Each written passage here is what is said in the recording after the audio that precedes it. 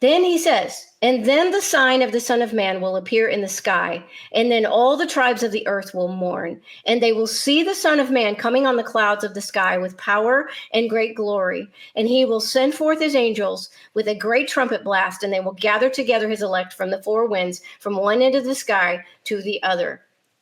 All right. So most premillennialists, most of us, when we read this, where we've always thought, oh, that's the rapture. What else could it be? That is so clearly the rapture, right? Okay, so I'm going to give you an alternative way to read this, okay? I'm not saying anything extra biblical here. I'm just looking at the words, and I'm going to give you an alternative view, okay? This is the way the partial preterists read this, okay? First of all, I want you to notice that he says in verse 30, then the sign of the Son of Man will appear in the sky. All right. So premillennialists, when they read that, they envision Jesus in the sky, coming in the sky in the clouds. You know, we've all seen the paintings, right? You know what I'm talking about, right? So that's what we see, all right, what premillennialists see. But I want you to notice that he does not say that Jesus will be in the sky. He says the sign of the Son of Man, the sign. So what could this sign be? All right, well, Jesus has just spent the past 24 verses giving a list of signs to the disciples so that they will know when the destruction of Jerusalem is getting ready to happen. So I believe the sign he's talking about is all the stuff he's just told them. Here's the signs. And the abomination of desolation. Remember, we talked about that last week. And that was actually the Roman soldiers when they appeared and stood up at the top of the mountains surrounding Jerusalem. When they look up, this is what Luke says. Matthew says the abomination of desolation. Luke says when you see the armies surrounding Jerusalem. So that's what the abomination of desolation is. He said, then your desolation is near. So the sign was simply all these lists of signs. And then the last biggest sign is the actual destruction of Jerusalem. Can you imagine when the Roman soldiers came down, they burned everything, how much smoke would have been billowing up into the skies? That itself would darken the sun, and the moon would not give its light, and it would seem as if the stars fell because of the amount of smoke that would have been filling the heavens, filling the skies from all of Jerusalem burning. And that, I believe, is the sign. And then all the tribes of the earth will mourn. Now, if this sign of the Son of Man in the sky is actually the rapture, then why would the tribes of the earth mourn about something so wonderful? Now, the tribes of the earth it's the tribes of the Jewish tribes. Okay, and they're going to mourn actually because Jerusalem has been destroyed. Okay, now, look at this next one. And they will see the Son of Man coming on the clouds of the sky with power and great glory. So, some people are probably saying, Blue, you're wrong. It does say we're going to see the Son of Man. So I want to show you something. Every single place here that you see sky, okay, Son of Man will appear, the sign of the Son of Man will appear in the sky, and then you will see the Son of Man coming on the clouds of the sky with power and great glory. Every time you see that word sky, it is the Greek word that does mean sky, but it also means heaven. So I want to show you this verse, this same passage in the King James Version, because the King James Version uses the word, it translates this to heaven instead of sky. And so I want you to see how that changes this, okay?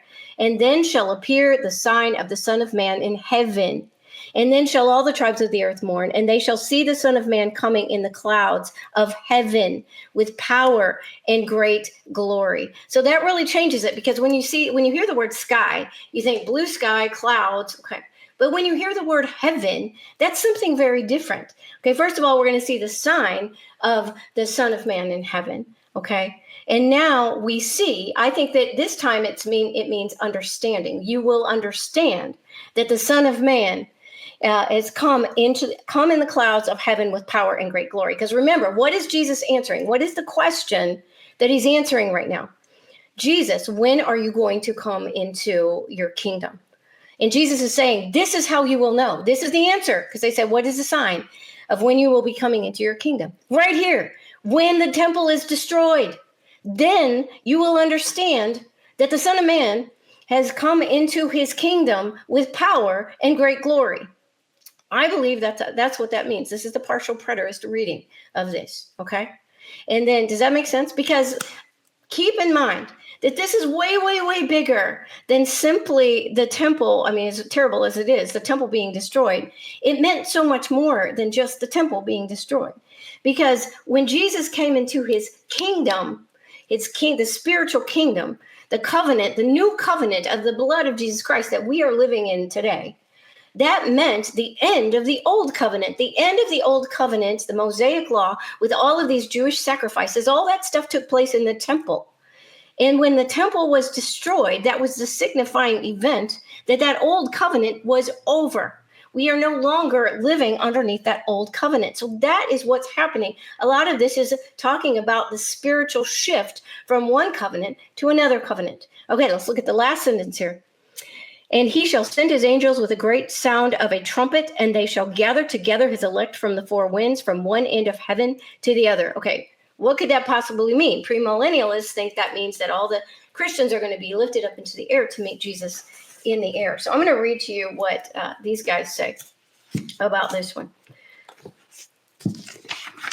How can we understand this? As Jesus sat down on his throne, all authority was given to him in heaven and on earth.